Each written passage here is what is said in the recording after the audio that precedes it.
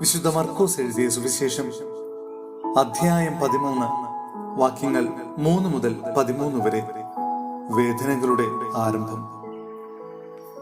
അനന്തരം അവൻ ഒലിവുമലയിൽ ദേവാലയത്തിന് അഭിമുഖമായിരിക്കുമ്പോൾ പത്രോസും യാക്കോബും യോഹന്നാനും അന്ത്രയോസും അവനോട് സ്വകാര്യമായി ചോദിച്ചു, ഇത് എന്ന് സംഭവിക്കുമെന്നും ഇവയെല്ലാം പൂർത്തിയാകാൻ തുടങ്ങുമ്പോൾ അടയാളം എന്തായിരിക്കുമെന്നും ഞങ്ങളോട് പറയുക. യേശു അവരോട് പറഞ്ഞു, ആരും നിങ്ങളെ വഴിതെറ്റിക്കാതിരിക്കാൻ സൂക്ഷിച്ചുകൊള്ളുവിൻ.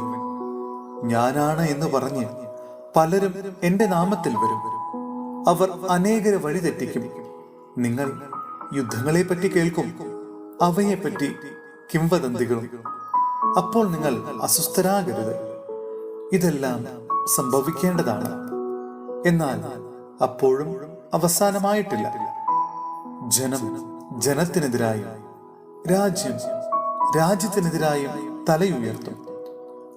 പല സ്ഥലങ്ങളിൽ ഭൂകമ്പങ്ങളും ക്ഷാമങ്ങളും ഉണ്ടാകും. ഇതെല്ലാം ഈറ്റുനോവിന്റെ ആരംഭം മാത്രം. നിങ്ങൾ ജാഗരൂകരായിരിക്കുവിൻ. അവർ നിങ്ങളെ ന്യായാധിപ സംഘങ്ങൾക്ക് ഏൽപ്പിച്ചു കൊടുക്കും. സിനഗോഗുകളിൽ വെച്ച് നിങ്ങളെ പ്രഹരിക്കും.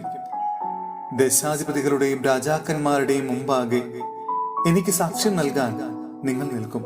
എന്നാൽ ആദ്യം എല്ലാ ജനതകളോടും സുവിശേഷം പ്രസംഗിക്കപ്പെടേണ്ടിയിരിക്കുന്നു.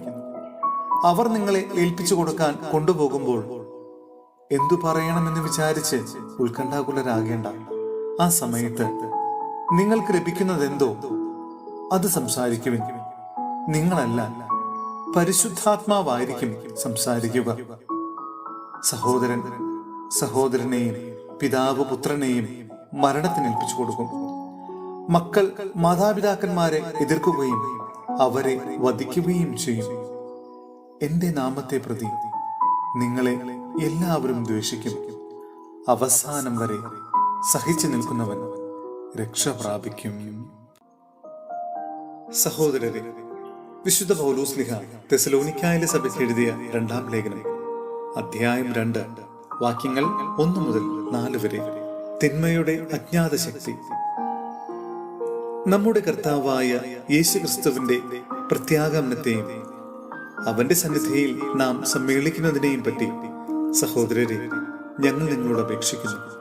കർത്താവിന്റെ ദിവസം വന്നു കഴിഞ്ഞുവെന്ന് സൂചിപ്പിക്കുന്ന പ്രവചനത്താലോ പ്രസംഗത്താലോ ഞങ്ങളുടേതെന്ന് അവകാശപ്പെടുന്ന ലേഖനത്താലോ നിങ്ങൾ പെട്ടെന്ന് ചഞ്ചലചിത്തരും അസ്വസ്ഥരുമാകരുത്.